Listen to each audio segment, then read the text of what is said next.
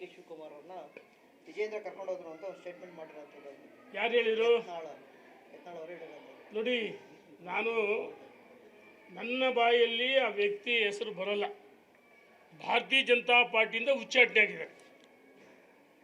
ಭಾರತೀಯ ಜನತಾ ಪಾರ್ಟಿ ಬಗ್ಗೆ ಮಾತಾಡೋ ನೈತಿಕ ಹಕ್ಕನ್ನು ಕಳ್ಕೊಂಡಿದ್ದಾರೆ. ಏನಾಗಿದೆ, ಯಾರು ಉಚ್ಚಾಟನೆ ಆಗಿದಾರಲ್ಲ, ಪ್ರತಿ ದಿವಸ ಯಡಿಯೂರಪ್ಪನವ್ರ ಹೆಸರು, ವಿಜೇಂದ್ರ ಹೆಸರು, ದೊಡ್ಡವ್ರ ಹೆಸರು ಹೇಳ್ಬಿಟ್ರೆ ಹೂವಿನ ಜೊತೆ ನಾರು ಸ್ವರ್ಗ ಸೇರ್ತಾನಂಗೆ ಎಲ್ಲ ಒಂದು ಕಡೆ ರಾಜ್ಯದಲ್ಲಿ ದೊಡ್ಡವ್ರ ಹೆಸರು ಹೇಳಿದ್ರೆ ನಾನು ಭಾಳ ದೊಡ್ಡನಾಗ್ಬಿಡ್ತೀನಿ. ಪ್ರತಿ ದಿವಸ ಮಾಧ್ಯಮದಲ್ಲಿ ಏನು ಕೆಲಸ ಇಲ್ಲ, ಬರೀ ಇದೇ ಕೆಲಸ. ನಾನು ಹೇಳ್ತಾ ಇದ್ದೀನಿ ನೋಡಿ, ಭಾರತೀಯ ಜನತಾ ಪಾರ್ಟಿಯಿಂದ ಉಚ್ಚಾಟನೆ ಆದಮೇಲೆ ಎಲ್ಲ ಒಂದು ಕಡೆ ಆಗಲ್ ಕನಸ, ನಾನು ಮುಂದಿನ ಮುಖ್ಯಮಂತ್ರಿ ಎಲ್ಲಿದೆ? ಆಯ್ತು, ಹೊಸ ಪಕ್ಷ ಕಟ್ಟ್ರಿ, 224 ವಿಧಾನಸಭಾ ಕ್ಷೇತ್ರಕ್ಕೆ ಅಭ್ಯರ್ಥಿ ಘೋಷಣೆ ಮಾಡಿರಿ. ಅಮಿತ್ ಶಾನ ನಮ್ಮ ರಾಜ್ಯದ ಅಧ್ಯಕ್ಷ ವಿಜೇಂದ್ರ ಅವರು ಭೇಟಿ ಮಾಡಿದ್ದು ಒಂದು ಧರ್ಮಸ್ಥಳ ನಡೆದಂಥ ಘಟನೆಗಳು, ಇನ್ನು ರಾಜ್ಯದ ರೈತರ ಸ್ಥಿತಿಗತಿಗಳು ಅಮಿತ್ ಶಾ ಅವರಿಗೆ ಮಾಹಿತಿಯನ್ನು ಕೊಟ್ಟಿರಬಹುದು ಅಂತ ನನಗೆ ಮಾಹಿತಿ. ಅಮಿತ್ ಶಾ ಅವರ ಜೊತೆ ಕಾಂಗ್ರೆಸ್ ಜೊತೆಗೆ ಹೊಂದಾಣಿಕೆ ಮಾಡೋದಕ್ಕೆ ವಿಜೇಂದ್ರ ಡೆಲ್ಲಿಗೆ ಹೋಗಿಲ್ಲ. ರಾಜ್ಯದಲ್ಲಿ ಪಕ್ಷದ ಸಂಘಟನೆ ಬಲಿಷ್ಠ ಮಾಡಬೇಕು, ಮಾರ್ಗದರ್ಶನ ಪಡೆಯೋಕೆ ಹೋಗಿದ್ದಾರೆ. ನೋಡಿ, ಯಾವ ವರ್ಷ ಇದು, ಯಾವುದಣ್ಣ ಇದು? ಡಿಸೆಂಬರ್ 11 2025 ಕೊನೆ ತಿಂಗಳು.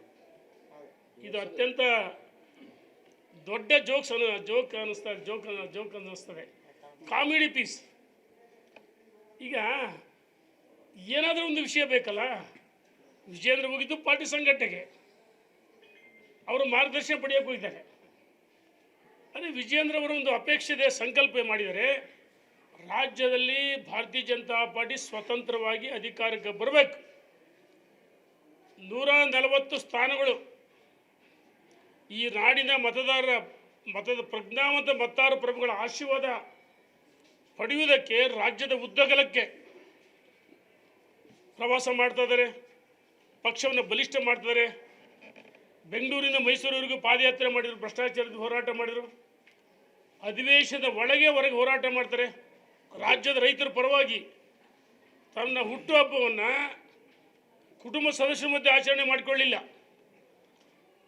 ಯಾವ ಕಬ್ಬು ಬೆಳೆಗಾರರು ರಸ್ತೆ ಮೇಲೆ ಮಲಗಿದ್ರು ಅವ್ರ ಜೊತೆಯಲ್ಲೇ ಮಲಗಿ ಹುಟ್ಟುಹಬ್ಬವನ್ನು ಆಚರಣೆ ಮಾಡಿಕೊಂಡ್ರು. ಮೆಕ್ಕೆಜೋಳ, ಭತ್ತ, ಹೆಸರು, ಈರುಳ್ಳಿ ಬೆಳೆಗಾರರು ಸಂಕಷ್ಟದಲ್ಲಿದ್ದಾರೆ. ಇಡೀ ರಾಜ್ಯದ ಉದ್ದಗಲಕ್ಕೆ ಹೋರಾಟ ಮಾಡಿದರು. ಎಲ್ಲ ಮಂಡಲಗಳಲ್ಲಿ, ಜಿಲ್ಲಾ ಕೇಂದ್ರದಲ್ಲಿ ಹೋರಾಟ ಆಯಿತು. ಮತ್ತು ತುಂಗಭದ್ರಾ ಕ್ರಸ್ಟ್ ಗೇಟ್ ರಿಪೇರಿ ದುರಸ್ತಿ ಮಾಡಬೇಕು, ಈ ವರ್ಷ ರೈತರಿಗೆ ನೀರು ಕೊಡಬೇಕು, ಇಲ್ಲದೇ ಇದ್ರೆ ರೈತರ ಪ್ರತಿ ಎಕರೆಗೆ 25,000 ಪರಿಹಾರ ಕೊಡಬೇಕಂತೇಳಿ ಹೋರಾಟಗಳು ತೆಗೆದುಕೊಂಡಿದ್ದಾರೆ. ನೋಡಿ, ಬೆಳಗಾಂನಲ್ಲಿ ಮೊನ್ನೆ ಮಂಗಳವಾರ ವಿಜೇಂದ್ರ ಅವರ ನೇತೃತ್ವದಲ್ಲಿ ಮೆಕ್ಕೆಜೋಳ, ಭತ್ತ, ಕಬ್ಬು, ನೀರುಳ್ಳಿ, ತುಂಗಭದ್ರಾ ನದಿ ಕ್ರಸ್ಟ್ ಗೇಟ್ ತಕ್ಷಣ ಅಳವಡಿಸಬೇಕು, ನೀರು ಕೊಡಬೇಕು, ಇಲ್ಲದೇ ಇದ್ದರೆ ರೈತನ ಒಂದು ಎಕರೆಗೆ 25,000 ಪರಿಹಾರ ಕೊಡಬೇಕಂತೇಳಿ ಹೋರಾಟದ ಮುಖಾಂತರ ಸುವರ್ಣಸೌಧ ಮುತ್ತಿಗೆ ಹಾಕಿದರು. ಈ ರಾಜ್ಯದ ಕಾಂಗ್ರೆಸ್ ಸರ್ಕಾರ ಭಾರತೀಯ ಜನತಾ ಪಾರ್ಟಿ ಹೋರಾಟವನ್ನು ಹತ್ತಿಕ್ಕಬೇಕಂತೇಳಿ ಬಂಧಿಸಿದ್ರು. ಇವರಿಗೆ ಅಧಿವೇಶನದ ಒಳಗಡೆ ನಿರುದ್ಯೋಗಿ ಯುವಕರು ಪ್ರೊಟೆಸ್ಟ್ ನಡೀತಾ ಇದ್ದಾರೆ, ರಾಜ್ಯದ ಜ್ವಲಂತ ಸಮಸ್ಯೆಗಳು. ಹಾಗಾಗಿ ವಿಜೇಂದ್ರ ಅವರು ಈ ಭ್ರಷ್ಟ ಕಾಂಗ್ರೆಸ್ ಸರ್ಕಾರ ವಿರುದ್ಧವಾಗಿ ಮತ್ತು ಪ್ರತಿಪಕ್ಷ ನಾಯಕರು ಒಟ್ಟಾಗಿ ಹೋರಾಟ ಮಾಡ್ತಿದ್ದಾರೆ. ನಾನು ಹೇಳ್ತೀನಿ, ಯಾರು ಈ ವಿಷಯವನ್ನು ಪ್ರಸ್ತಾಪ ಮಾಡ್ತಾರೆ, ಇವತ್ತು ಪ್ರತಿ ದಿವಸ ಮಾತಾಡ್ತಾರೆ. ಒಂದ್ಸರಿ ಅಧಿವೇಶನದಾಗ ಹೇಳಿದರು 2,000 ಕೋಟಿ 3,000 ಕೋಟಿ ಮುಖ್ಯಮಂತ್ರಿ. ಅರೆ ಏನಿದು, ಏನು ಉದ್ದೇಶ? ಎಲ್ಲ ಒಂದು ಕಡೆ ನಾನು ಹೇಳಿದ್ನಲ್ಲ, ಪ್ರತಿ ದಿವಸ ಸುದ್ದಿಲಿರಬೇಕು, ಬಾಯಿ ಚಪ್ಪಲ. ಮೈಕ್ ಮಾಧ್ಯಮ ಸ್ನೇಹಿತರು ಕಂಡ ತಕ್ಷಣ, ಮೈಕ್ ಹಿಡಿದ ತಕ್ಷಣ ಬಾಯಿ ಚಪ್ಪಲಕ್ಕೋಸ್ಕರ ಇದು ಸುಳ್ಳು ಸುದ್ದಿಗಳು ಹಬ್ಬಿಸ್ತಾರೆ ವಿನ ವಿಜೇಂದ್ರ ಅವರ ಸಂಕಲ್ಪ ಇದೆ. ನೋಡಿ, ಅಮಿತ್ ಶಾ ಜೊತೆಗೆ DK ಶಿವಕುಮಾರ್ ಭೇಟಿ ಆಗಿಲ್ಲ, ಇದು 100ಕ್ಕೆ 100 ಸುಳ್ಳು. ಪಕ್ಷ ಸಂಘಟನೆ ಬಗ್ಗೆ ಮಾರ್ಗದರ್ಶನ ಪಡೆದರೆ ಈ ವರ್ಷದ 2025 ಡಿಸೆಂಬರ್, ನೀವು ಹೇಳಿದ್ರಿ, ಇದು ಈ ತಿಂಗಳು ಅದು ಹೇಳ್ತಾರಲ್ಲ, ಈ ಜನವರಿಗೆ ಏನು ಹೇಳ್ತಾರೆ, ಡಿಸೆಂಬರ್ಲಿ ಏನೇನು ಘಟನೆಗಳು, ಯಾರ್ಯಾರು ಏನು ಮಾತಾಡಿದ್ರು ಅದೆಲ್ಲ ಡಿಸ್ಪ್ಲೇ ಆಗಬೇಕಲ್ಲ. ಅದಕ್ಕೋಸ್ಕರ ಕಾಮಿಡಿ ಪೀಸು, ದೊಡ್ಡ ಜೋಕ್ಸ್ ಇದು ಅಂತೇಳಿ ಇಚ್ಛೆ ಪಡ್ತೀನಿ. ಯಾವುದೇ ಚರ್ಚೆಗಳಾಗಿಲ್ಲ. 100ಕ್ಕೆ 100 ಸುಳ್ಳಿದು. ಸರ್ ಸದಾನಂದ ಚಾಲ್ತಿ ನಂಟೆ ಹಾಕಿರ್ಬೇಕಂತೇಳಿ ಈ ರೀತಿ ಮಾತಾಡ್ತಾರೆ.